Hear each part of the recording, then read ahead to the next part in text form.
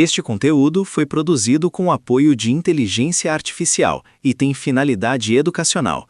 Ele não substitui a leitura da lei seca, que é indispensável para a correta compreensão do tema. Feito o recado, vamos ao conteúdo. Como é que um governo compra as coisas?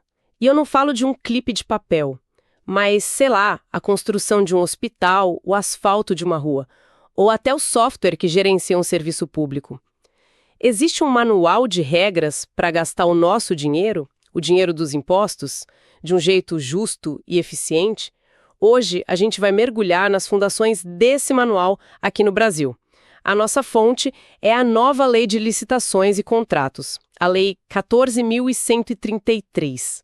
A missão aqui é entender o mapa dessa lei, para quem ela vale, o que ela cobre e, o mais importante, quais são os princípios que guiam cada centavo. E olha, não é o assunto só para advogados, tá? É sobre como o dinheiro público vira serviço e obra para todo mundo. Exato. E o interessante é que esses primeiros artigos, que podem parecer só uma introdução, eles são, na verdade, a chave de ignição de todo o sistema.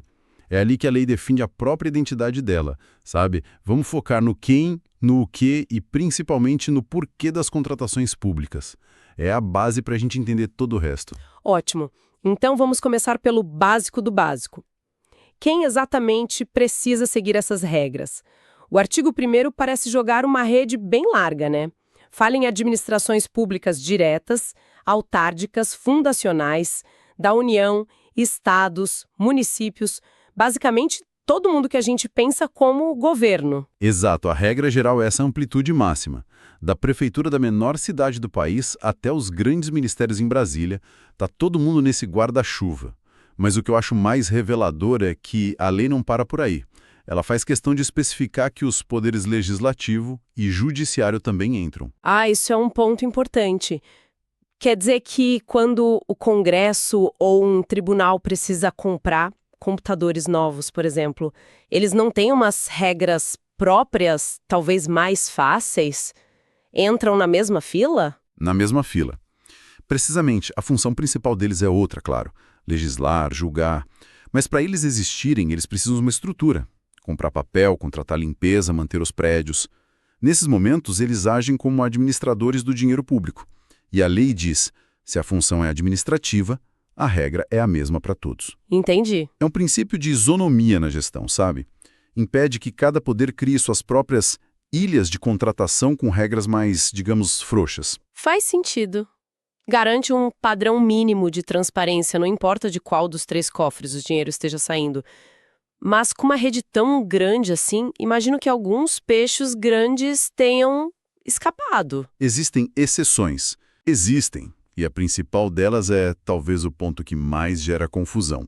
O parágrafo 1º do artigo 1º tira dessa rede as empresas públicas e as sociedades de economia mista. Pense em Petrobras, Banco do Brasil, Correios. Peraí, como assim? Isso é bem contraintuitivo.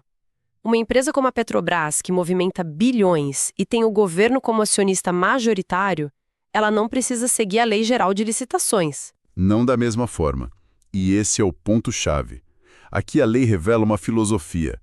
O legislador entendeu que não pode amarrar uma empresa que compete no mercado global com as mesmas regras que ele usa para comprar cadeiras para o ministério. É admitir que existem 2 mundos no setor público. O da administração pura, que preza pelo controle, pelo rito, e o da competição, que exige agilidade. Entendi. Essas empresas seguem uma lei própria, a lei das estatais, que tenta achar esse equilíbrio. Então, na prática, a gente tem um sistema de 2 vias. Uma mais burocrática e outra mais ágil. E essa lógica de adaptar a regra à realidade me faz pensar em outras situações. Por exemplo, uma embaixada brasileira em Tóquio. Como ela contrata um serviço de TI local? Não dá para exigir que uma empresa japonesa apresente uma CND da Receita Federal, certo? Você tocou no ponto nevrálgico na questão. Seria impraticável. E a lei demonstra aqui uma inteligência prática. O parágrafo 2º diz que as repartições no exterior seguem os princípios da Lei Moralidade, Publicidade e Eficiência, mas os procedimentos se adaptam às peculiaridades locais. Ou seja, a alma da lei viaja, mas o corpo, procedimento burocrático, É adaptado. É o pragmatismo vencendo a rigidez. Interessante essa flexibilidade. E ela vale também quando o dinheiro não vem do Tesouro Nacional? Fico pensando naqueles grandes projetos de infraestrutura financiados por bancos como o Banco Mundial. Aí qual regra vale? A do banco ou a do Brasil? A mesma lógica pragmática. O parágrafo 3º permite que, nesses contratos com financiamento internacional, se usem as regras de licitação do próprio organismo. O objetivo é claro, não criar barreiras que impeçam a vinda de investimentos. Mas tem uma condição crucial. As regras do financiador não podem ferir os princípios da nossa Constituição. É um equilíbrio delicado. Entendi. Então, o universo de quem segue a lei é cheio de nuances. Tem a regra geral, a exceção gigante para as estatais e essas adaptações inteligentes. Agora, e a lista do que eles podem contratar? É igualmente complexa. A gente está falando de tudo, de um lápis a um satélite. Basicamente, sim. O artigo 2º tenta cobrir todo o espectro. Ele fala em alienação, concessão, locação, mas dá para a gente simplificar em grandes grupos. Primeiro, a compra de bens, que vai, como você disse, do lápis a uma frota de ambulâncias. Segundo, a contratação de serviços de todo tipo. Pode ser a limpeza de um prédio ou uma consultoria de altíssima complexidade. E claro, a parte que a gente mais vê no dia a dia, as obras. Exatamente. Obras e serviços de engenharia são um foco central. E, cada vez mais importante, a lei destaca as contratações de tecnologia da informação e comunicação. É um reconhecimento de que o governo moderno depende de software, de sistemas, de segurança digital. A lista é vasta para deixar claro que a regra é licitar. A exceção é não licitar. E, por falar em exceção, o que fica de fora de propósito? A lei é clara sobre algum tipo de contrato que ela não quer regular? Sim, o artigo 3º traça essa linha.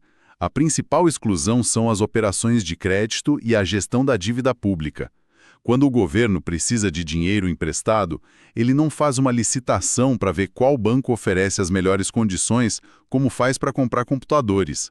É um processo com outra lógica, regido por leis financeiras específicas. Certo, faz sentido. Agora, dentro desse universo, uma coisa me chamou a atenção no artigo 4º. Ele fala em dar um tratamento diferenciado para micro e pequenas empresas. Mas, peraí, isso não fere um princípio básico da competição, a isonomia, a igualdade para todos? A gente não corre o risco de pagar mais caro só para cumprir uma cota social? Essa é a crítica clássica, e é uma pergunta muito legítima. Mas a resposta da lei é que o poder de compra do Estado não serve só para suprir as próprias necessidades dele. Ele é uma ferramenta poderosíssima de política pública. A ideia é usar esse poder para fomentar a economia, distribuir renda, fortalecer negócios locais. Não é quebrar a igualdade, é criar o que os juristas chamam de discriminação positiva. É um fator de equalização, sabe? A lei reconhece que uma pequena marcenaria de bairro não compete de igual para igual com uma gigante multinacional. Ok, a intenção é boa. Mas como evitar que isso vire um problema? Como garantir que essa preferência não signifique um mau negócio para o governo? A lei cria mecanismos de controle. O principal é usar os benefícios que já existem no Estatuto da Microempresa, como preferência em caso de empate ou licitações exclusivas, mas sempre com limites de valor. Um contrato de centenas de milhões, por exemplo, não pode ser direcionado. O benefício se aplica a um item ou obra com valor dentro do teto de faturamento de uma empresa de pequeno porte. E o que impede uma empresa de ficar pequena no papel, ganhando vários contratos menores que, somados, dão um faturamento de gente grande? A lei pensou exatamente nessa brecha. O parágrafo 2º do artigo 4º é a trava de segurança. A empresa só pode usar o benefício se a soma de todos os contratos que ela já tem com o governo naquele ano não ultrapassar o teto de faturamento. E não é só na base da confiança, não. Antes de assinar o contrato, o empresário precisa apresentar uma declaração formal garantindo que ele está dentro desse limite. É um controle bem direto. Fica claro que a lei é um sistema com uma filosofia por trás. E isso nos leva direto ao artigo 5º, que parece ser o coração, a bússola moral de tudo isso. É uma lista enorme de princípios. Como a gente navega por ela? É o DNA da lei. E em vez de ler como uma lista de supermercado, a gente pode pensar neles em camadas. A primeira camada é a base constitucional, o famoso LIMP. Legalidade, impessoalidade, moralidade, publicidade e eficiência. Isso é o alicerce. O básico do básico, o que vem depois. Depois vêm as regras do jogo limpo. Princípios como competitividade, igualdade, julgamento objetivo e vinculação ao edital. Isso garante que a disputa seja justa e que as regras do início não mudem no meio do caminho para favorecer alguém. Essa vinculação ao edital é crucial. Impede aquela situação clássica de licitar veículos e depois decidir que queria ambulâncias super equipadas. O que está escrito, está escrito. Traz segurança jurídica, né? E a próxima camada? Eu chamaria de pilares da boa gestão. Aqui temos planejamento, economicidade, celeridade e eficácia. E aqui começam as tensões interessantes. A lei exige que o gestor seja rápido, celeridade, mas que planeje bem, e planejar leva tempo. Exige que ele busque o menor preço, economicidade, mas que o serviço funcione, eficácia.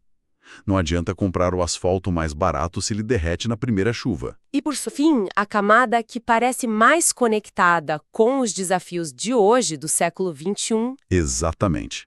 É a camada do controle e da visão de futuro. Aqui estão transparência, segregação de funções e o importantíssimo desenvolvimento nacional sustentável. Transparência é a porta aberta para o controle social. Segregação de funções é um antídoto direto contra a corrupção. Significa que quem autoriza a compra não pode ser o mesmo que recebe o produto, que não pode ser o mesmo que autoriza o pagamento. Isso dificulta muito os desvios, imagino. E muito. E por fim, O desenvolvimento nacional sustentável. Esse aí me parece uma mudança de paradigma. Ele está dizendo que o preço mais baixo nem sempre é a melhor resposta. Que uma compra pode ser um pouco mais cara se usar material reciclado ou gerar mais empregos aqui no Brasil. é exatamente isso. E essa é talvez a maior revolução silenciosa desta lei. O gestor público agora tem o dever de considerar os impactos ambientais, sociais e econômicos da sua decisão. Na prática, ele tem que pensar não só como um comprador, mas como um economista, um ambientalista, um planejador social. A compra pública deixa de ser um mero ato administrativo e se torna oficialmente um ato de política pública estratégica. Então, recapitulando o nosso mergulho, a gente passou pelo mapa de quem segue a lei, com suas exceções bem pragmáticas, vimos o escopo gigantesco do que ela cobre, entendemos a lógica por trás das regras especiais para os pequenos negócios e, por fim, navegamos nessa bússola ética complexa, cheia de princípios que às vezes até se tensionam. A imagem que fica é de uma lei que tenta ser ao mesmo tempo um cadeado contra a corrupção e uma chave para uma gestão mais inteligente. Perfeito. E é fundamental entender que esses artigos iniciais não são filosofia barata. Aquela lista do artigo 5º é um checklist prático. Um tribunal de contas pode usar exatamente aqueles princípios para questionar uma contratação e responsabilizar um gestor. Se uma compra foi rápida, mas não foi planejada e gerou desperdício, o princípio do planejamento foi violado. Se foi a mais barata, mas ambientalmente desastrosa, o do desenvolvimento sustentável foi ignorado. Cada decisão precisa ser justificável à luz desse DNA. E isso me deixa com um pensamento final, uma reflexão. A lei coloca lado a lado a economicidade, buscar o mais barato, e o desenvolvimento nacional sustentável. Agora imagina, uma prefeitura precisa comprar computadores para as escolas. Ela tem duas propostas, uma de uma multinacional, 10% mais barata. A outra de uma fábrica local, que gera empregos na cidade, paga impostos ali e ainda tem um programa de reciclagem. Qual princípio deve prevalecer? A nova lei não dá uma resposta fácil, de múltipla escolha. Ela força o gestor a fazer essa escolha, a justificar e arcar com as consequências. A pergunta que fica é: onde exatamente está o equilíbrio entre economizar o dinheiro de hoje e investir no futuro do país? Se o vídeo contribuiu para os seus estudos, não deixe de se inscrever no canal para acompanhar novos conteúdos.